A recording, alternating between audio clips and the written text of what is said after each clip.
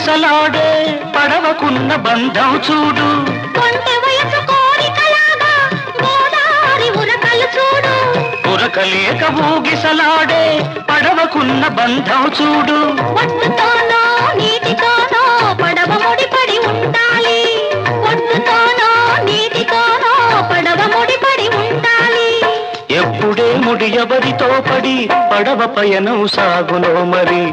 అందుకే ధ్యానం, అందుకే మౌనం, అందుకే ధ్యానం, అందుకే మౌనం.